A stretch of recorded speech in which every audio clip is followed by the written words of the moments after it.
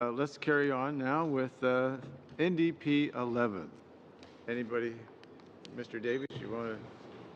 Thank you, Mr. Chair. Well, picking up where we left yesterday, we're talking about the penalty provisions of Article 11 that have to do with importing and exporting. And in keeping with the government's approach to this bill, the provision that I seek to amend by this proposal is to amend the 14-year maximum penalty for violation of this section. I pointed out throughout our amendments that this bill continues the criminalization and prohibitionist model as an approach to cannabis regulation, which, in my respectful submission, is completely contrary to the vast bulk of the weight of testimony that we heard from witnesses on this bill, that the harms around cannabis are caused not really by the substance but by the criminalization and prohibition model that has been applied against this substance for the last 100 years plus.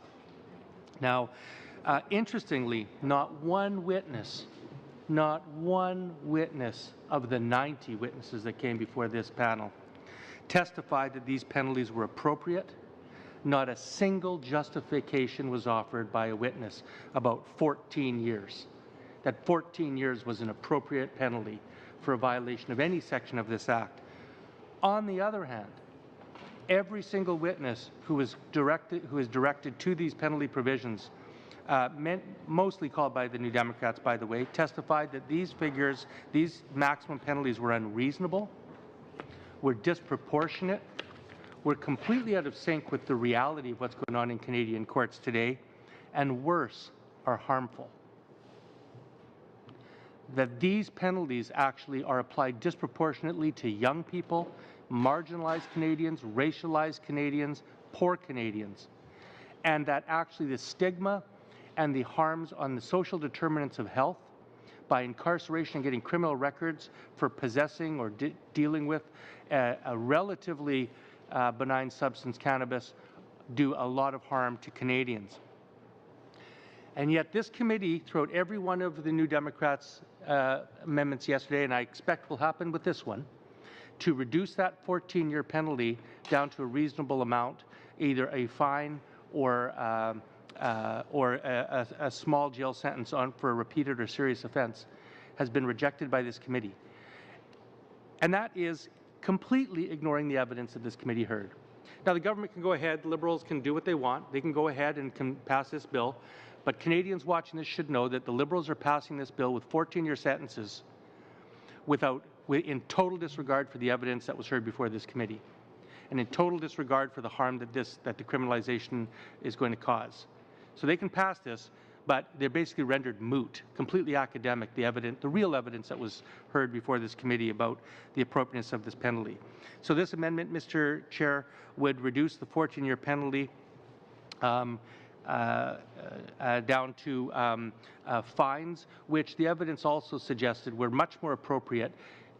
If we're going to legalize cannabis and regulate it as a commodity, then the proper way to regulate this is similar to alcohol and tobacco, where monetary fines are used as a way of violating as a way of enforcing commercial, what is going to be a commercial commodity. And that's an appropriate way, not jail people, but rather deal with this through fines exactly like you do for tobacco and alcohol. Thank you, Mr. Chair. Thank you. Mr. Ayoub.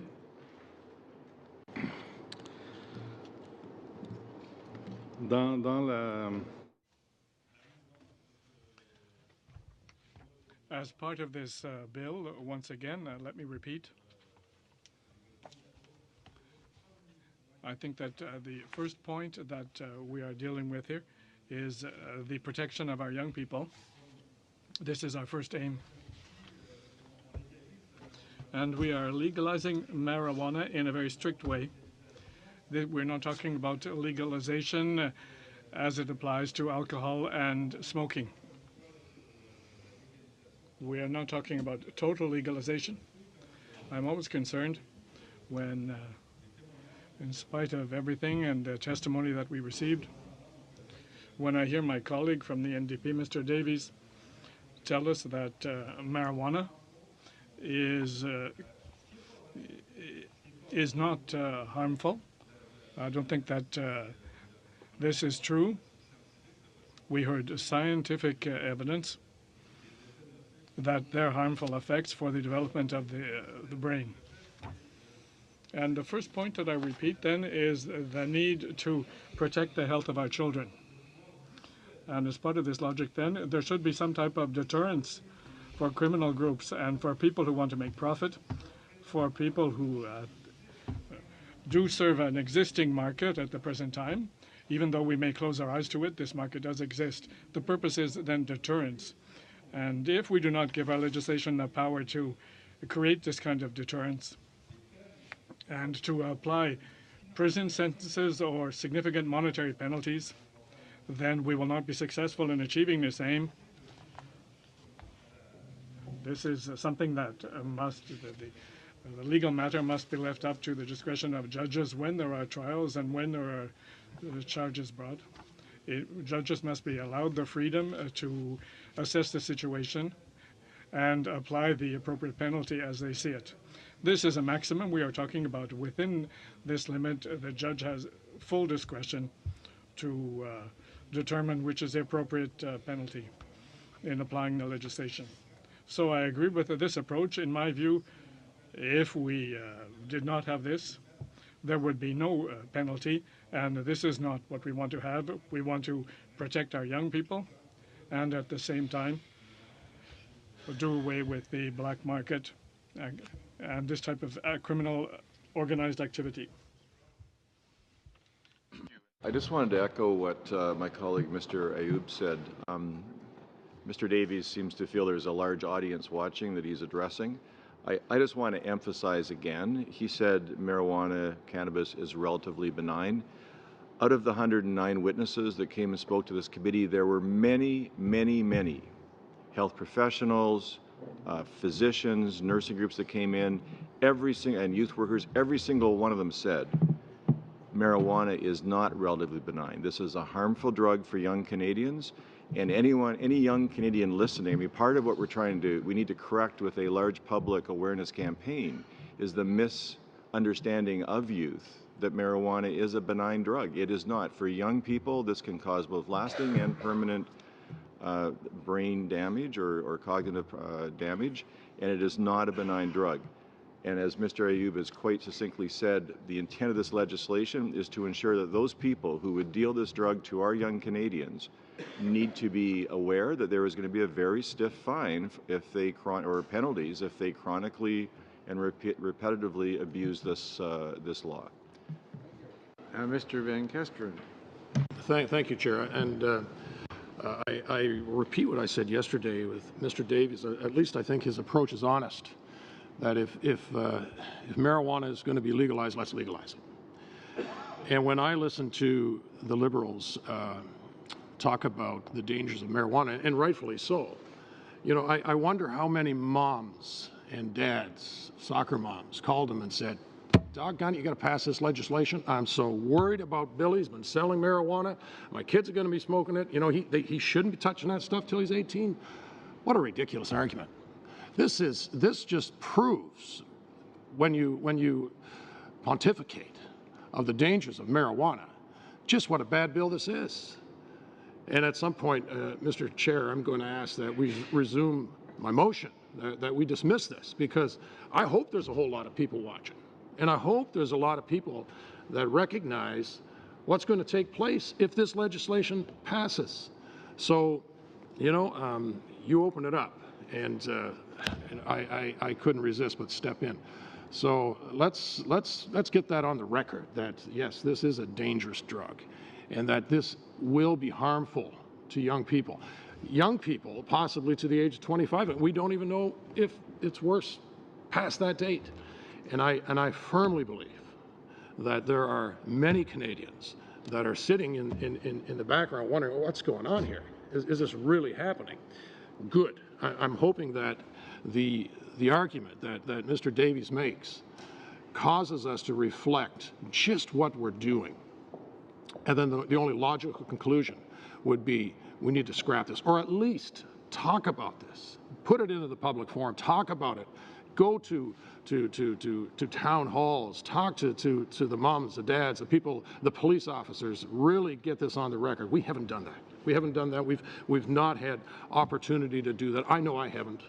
I know that the government hasn't asked me to go and get a report from my constituents. And I know that's true with all my colleagues. So please, Ms. Davies, keep it up. I think you're doing a great job. But let's really reflect about what we're doing. Thank you. Mr. Davies, keep it up. Thank you, Mr. Chair. Well, just a few comments before we move to the vote. I just can't let another reference to 109 witnesses pass. That's simply wrong. I mean, if this committee is going to ignore flat-out evidence, I'll read the motion of the portion of it, that the chair be empowered to coordinate the witnesses to a maximum of 90 witnesses, the resources and scheduling necessary to complete the task. That's Mr. Oliver's own motion. His motion said maximum 90 witnesses, but he says we heard from 109. I mean, if that's the kind of disregard for the truth and evidence that we're going to hear, then this is truly a bit of a kangaroo hearing.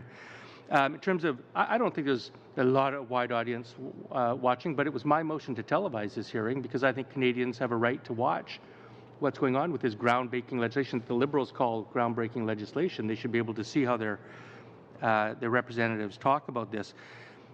You know, we're not going to get very far if people use straw man arguments. I didn't say benign.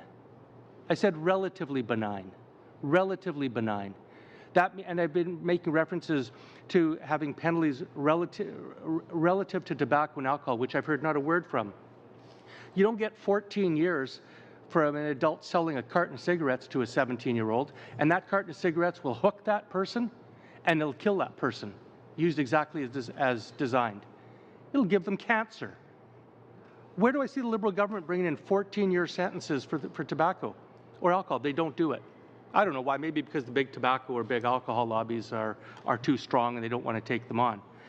But I want to just bring it back to this motion here. We're talking about the importing and exporting section of the Act.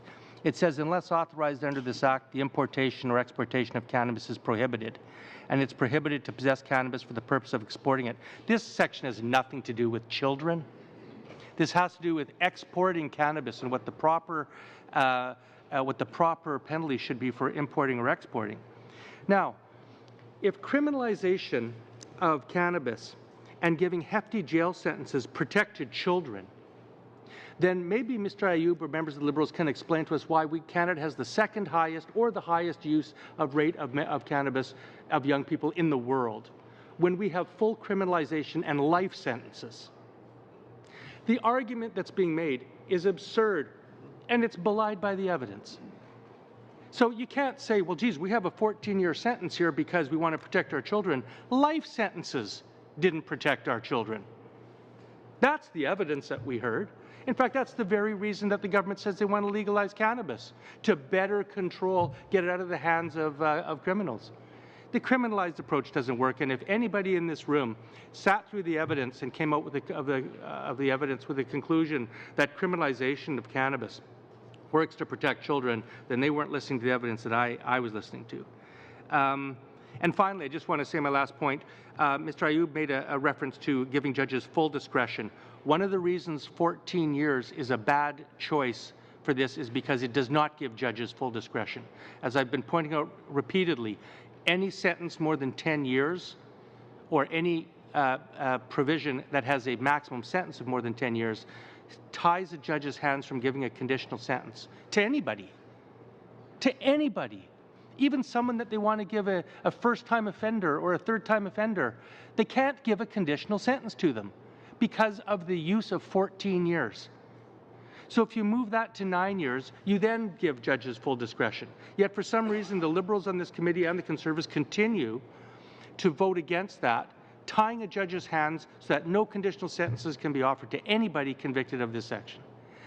Now, that's not only poor policy making, it's contrary to how the Liberals acted in the last Parliament when they voted against Conservative legislation that took away discretion of judges to give conditional sentences in this manner.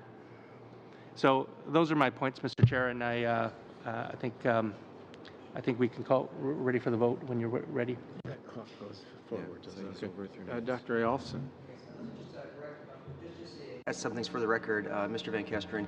I have talked to, as you say, soccer moms. I've talked to school principals and teachers who were, in fact, very much in favor of this. As for town halls, many MPs, including some Conservative MPs, had town halls on this, and I can tell you at the town hall in my riding, which has actually been a traditionally Conservative riding, the support at my town hall was overwhelmingly in favor of this legislation. Overwhelmingly, sir. Yes. And in regards to Mr. Davies' comment about whether or not we're taking on big tobacco, we are tabling S5, which is on plain packaging and tobacco. We are taking on big tobacco. Mr. Ayoub. Dernier commentaire. My last comment is something that I said yesterday. I think that we are at a midpoint that is between the Conservatives that do not want to do anything. There is no acknowledgement of what is taking place in actual reality. You have blinded yourself to the evidence. 40% of the people in my constituency, young people, have used marijuana in the past year. That is the reality, and it is a cause for concern because people do not know what they are dealing with. I never sent my children to buy any type of substance from people in organized crime. The people who are promoting the type of product that we have no knowledge about. That is one thing. And the other thing is completely opening up the door and to deny the evidence that there will be consequences resulting from the use of cannabis, just as there are consequences from using alcohol as well as from smoking.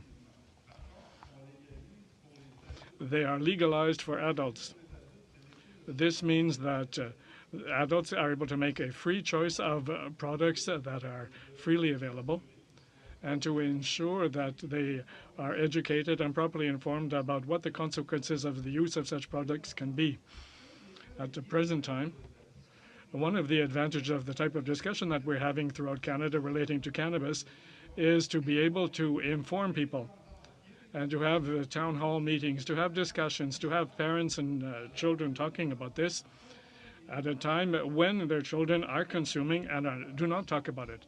Very often, parents are surprised to find out. They realize that maybe one of their children is using this. I have 3 children. If I look at the statistics in my region, at least 2 out of 3 have used. This is a cause for concern. Doing nothing or legalizing everything, I think that there is an appropriate balance between the two, and this is exactly what we are doing. And when parents are made aware of the information, I think they are happy. They're happy to discuss this issue and play the role that they have to play. If parents are listening to us, I would say the same thing in town hall meetings. They have a role to play, just as they have the role to play about talking about smoking and about the consumption of alcohol, as well as driving cars. They have a role in raising their children and informing them. And our role as legislator is, in part, to ensure that we do have legislation that does exercise some sort of control over all of this and does respect the principles, the need to protect the health of children and all the rest. I won't repeat what I've already said, but this is something that we've always done. And in the past 10 years, something hasn't been done for marijuana. And I think that we have made progress, and I'm very happy to see that this is taking place. Thank you, Chair.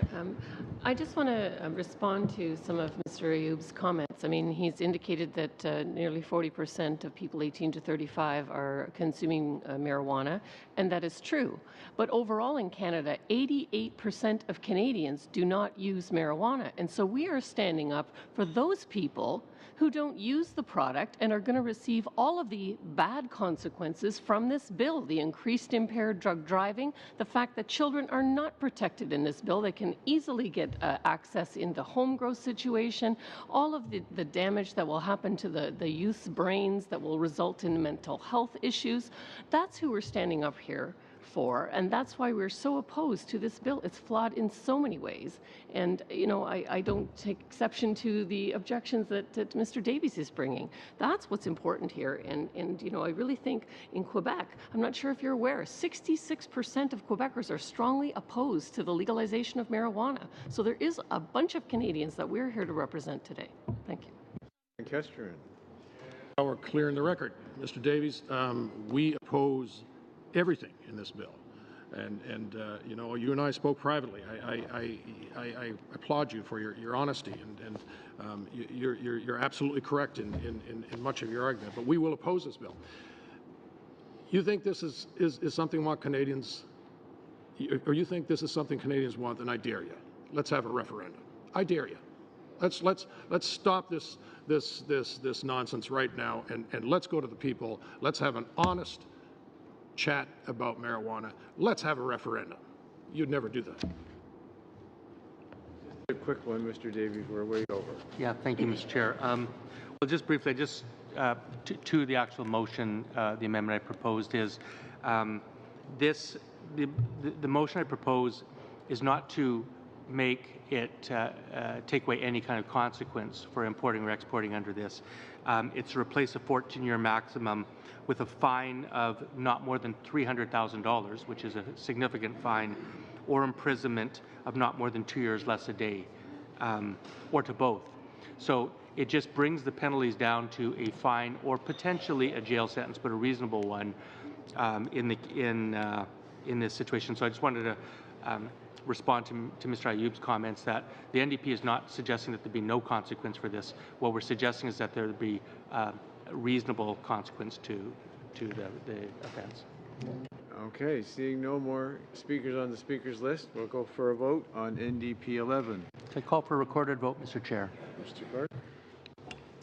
Monsieur Ayoub, Mr. Yeltsin, Mr. McKinnon, Mr. Oliver, Ms. Sidhu, Ms. Gladue, Mr. Verkesteren, Mr. Weber, Mr. Davies. Yes. Yes pour 1, nays contre 8, 8. I declare motion NDP 11 defeated. Now we go to PV 10,